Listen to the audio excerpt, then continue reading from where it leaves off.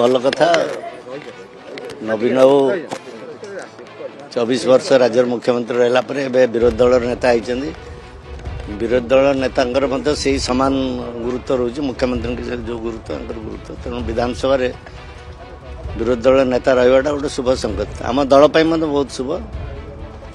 ଲୋକଙ୍କର ଯେଉଁ ଧାରଣା ସବୁ ଅଛି ଯେ ମୁଖ୍ୟମନ୍ତ୍ରୀଙ୍କ ଦେହ ଅସୁସ୍ଥ, ସେ ଆସିପାରୁନାହାନ୍ତି, ସେ ଆସିବା ଫଳରେ ଗୋଟେ ଭଲ ମେସେଜ ଯାଉଛି। ଆମ ଦଳର କର୍ମୀମାନେ ବେଶୀ ଉତ୍ସାହିତ ହେଉଛନ୍ତି। ନବୀନଙ୍କ ଯେଉଁ ଆଶା ଥିଲା ସେଇଟା ଆଶା ସ୍ଥାପନ କରୁଛନ୍ତି ଲୋକମାନେ। ତେଣୁ ଏଇ ଜିନିଷ ବହୁତ ବଢ଼ିଆ ହେଉଛି ଆମ ଦଳ ପାଇଁ। ଆମ ନେତା ମାନ୍ୟବର ବିରୋଧୀ ଦଳ ନେତା ନବୀନ ପଟ୍ଟନାୟକ ଗୃହକୁ ଆସୁଛନ୍ତି। ମୁଁ ଦେଖିଲିଣି ରେଗୁଲାର ଏଇ 3-4 ଦିନ ହେଲା, 3 ଦିନ ଖଣ୍ଡେ ସେ ବିଧାନସଭାକୁ ଆସୁଛନ୍ତି। ସେଇଟା ଗୋଟେ ଭଲ କଥା, ଆମକୁ ଉତ୍ସାହିତ କରୁଛନ୍ତି ସେ ଆସିକିରି। କଥା ହେଇଛନ୍ତି, ସେ କଥା ହେଇଛନ୍ତି। ଜିଲ୍ଲା ଗଲେ ଆହୁରି ଭଲ, ଜିଲ୍ଲା ଗଲେ କର୍ମୀମାନେ ତାଙ୍କୁ ଦେଖିବେ, ଉତ୍ସାହିତ ହେବେ। ବର୍ତ୍ତମାନ ତ ଯେମିତି ଯାହା ହେଇଛି, ବିଭିନ୍ନ ଜାଗାରେ କିଛି ଲୋକ ଆଶା ଛାଡ଼ିକିରି ପଳାଉଛନ୍ତି, ତାଙ୍କ ସହିତ ଦଳର ସମ୍ପର୍କ ରହୁନି। ଏବେ ତଟକା କିଛି ବ୍ଲକର ଚେୟାରମ୍ୟାନ୍ ମାନେ ସଦଳ ବଳେ ଛାଡ଼ିକିରି ପଳାଇଲେ, ବିଜେପିରେ ମିଶିଗଲେ। ତେଣୁ ଏହାଦ୍ୱାରା ଦଳର କ୍ଷତି ହେଉଛି। ଏସବୁ ଜିନିଷ ଗୋଟେ ଭଲ ପରମ୍ପରା ନୁହେଁ, ସେଇ କଥା ହିଁ କହୁଛି। ଏଇଟା ଗୋଟେ ଭଲ ପରମ୍ପରା ନୁହେଁ। ଆମ ଦଳ ବି କିଛି ଅତୀତରେ ଭୁଲ କରିଛୁ। ସେ ଦଳରେ ଟିକେଟ୍ ପାଇଥିବା କିଛି ବିଧାୟକ ପ୍ରାର୍ଥୀଙ୍କୁ ଆଣିକି ଆମେ ଦଳରେ ନେଇଗଲୁ, ସେମାନେ ଆମର ବର୍ତ୍ତମାନ ସାଂସଦମାନଙ୍କୁ ନେଇଯାଉଛନ୍ତି।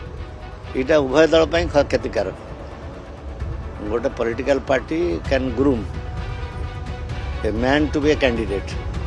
ଆମେ ଏତେ ବର୍ଷ କ୍ଷମତାରେ ରହିଲା ପରେ ଆମେ ବି ସବୁ ନିର୍ବାଚନ ମଣ୍ଡଳୀ ପାଇଁ ଗୋଟେ ଭଲ ସବଳ ପ୍ରାର୍ଥୀ ତିଆରି କରିପାରିଥାନ୍ତୁ। ଆମେ ତାକୁ ଆଣିବା, ଅନ୍ୟ ଦଳରୁ ଆଣିବା, ଏଠୁ ସେଠୁ ଆଣିବା, ଧାର କରିକି ଆଣିବା, ଇମ୍ପୋର୍ଟ କରିକି ଆଣିବା, ଏଇଟା ଭଲ ପରମ୍ପରା ନୁହେଁ। ଆମେ ଯଦି କରିଛୁ ଭୁଲ, ସେମାନେ ବି ଯଦି ଏବେ କରୁଛନ୍ତି ସେଟା ନିଶ୍ଚିତ ଭୁଲ। ଏଇଟା ବୁମେରାଙ୍ଗ କରିବେ। ହାରିଲା ତ ହାରିଛି, ହାରିଲା କ'ଣ ବିଭିନ୍ନ ନାଇଁ କିଛି ଏଇଟା ଗୋଟେ କ୍ଷତିକାରକ ଜିନିଷଟା। ଅନ୍ୟ ଦଳର ପ୍ରାର୍ଥୀଟେ ସେ ଗୋଟେ ଆଇଡ଼ିଆଲରେ ବଢ଼ିଛି, ମୁଁ ଗୋଟେ ଆଦର୍ଶରେ ବଢ଼ିଛି। ବିଜୁ ଜନତା ଦଳ ମୁଁ ଆରମ୍ଭ କରିଛି, ଏପର୍ଯ୍ୟନ୍ତ ବିଜୁ ଜନତା ମୋତେ ବିଜେପି କି ହଠାତ୍ କି ନେଇଗଲେ ମୋର ଆଦର୍ଶଟା ବଦଳିଯିବ କି? ତେଣୁ ଆଦର୍ଶ ବଦଳି ନଥିବ ଗୋଟେ ଲୋକଟାକୁ ରାତି ଅଧରେ ଆଣି ସକାଳୁ ଆମେ ପ୍ରାର୍ଥୀ କରୁଛନ୍ତି, ସେ ତ ସହଜେ ନିର୍ବାଚନରେ ହାରୁଛନ୍ତି। କାହିଁକିନା ଆଦର୍ଶ ଜନିତ ସଙ୍କଟ ରହୁଛି, ଲୋକ ବୁଝିପାରୁଛନ୍ତି। ଇଏ କାଲି ରହିଥିଲା ଏଠି ଏ ଦଳକୁ ଗାଳି ଦେଉଥିଲା, ଏ ଦଳର ଆଦର୍ଶକୁ ବିରୋଧ କରୁଥିଲା, ଏବେ କ'ଣ ଆସିଲା, ତାକୁ ଟିକେଟ୍ ଦେଲା, ଆମେ କାହିଁ ଭୋଟ୍ ଦେବୁ, ଏସବୁ କଥା ଅଛି। ତେଣୁ ସେ କଥା ଯିଏ ବି କରୁଛି, ବିଜୁ ଜନତା ଦଳ ଯଦି କରିଥିଲା ଭଲ କରିନି, ଠିକ୍ କରିନି, ଉଚିତ କରିନି। ଏବେ ବି ଯଦି ବିଜୁ ଜନତା ଦଳ ପ୍ରାର୍ଥୀମାନଙ୍କୁ କି ତାଙ୍କର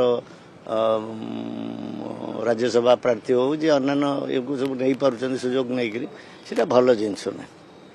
ସେମାନେ ଏତେ ଡିପେଣ୍ଡେବୁଲ୍ ହେବେନି।